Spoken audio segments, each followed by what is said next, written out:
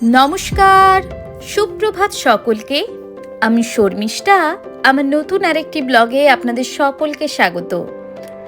আজ শনিবার আমি, আমার হাজব্যান্ড এবং ওর বন্ধু আমরা সবাই মিলে ঘুরতে গিয়েছিলাম সিটি সেন্টারে।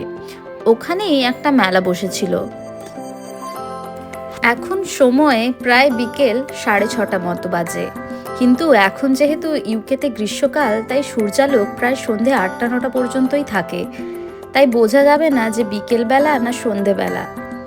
এই যে আমরা দুজন মিলে হাঁটছিলাম, ওখানে দেখলাম মেলাটা প্রায় বন্ধ হয়ে গেছে। এখানে বিকেল 5টা পর্যন্ত মেলাটা চলছিল।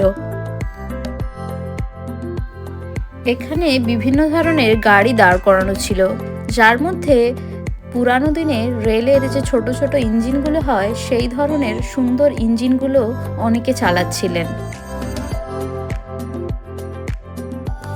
এই গ্রীষ্মকালের কয়েকটা দিন আর আমাদের সোয়েটার পরতে হবে না, এবং এই ব্রিটিশ লোকেরা এই গরমকালটা খুব ভালো এনজয় করে।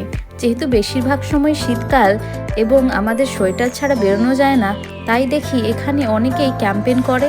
তাছাড়াও এই বাইরে বাগানে এরা রোদ পোহায়।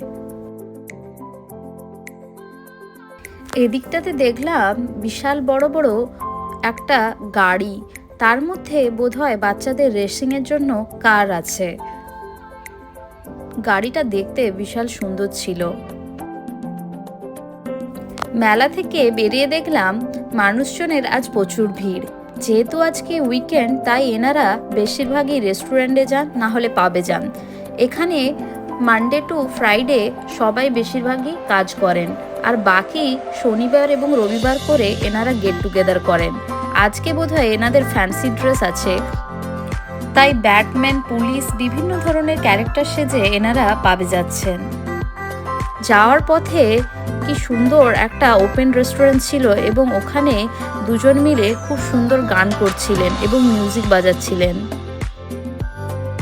এরপর আমরা ওখান থেকে ম্যাকডোনাল্ডে যাই এবং ওখানে খাওয়া দাওয়া করে বাড়ি চলে যাই।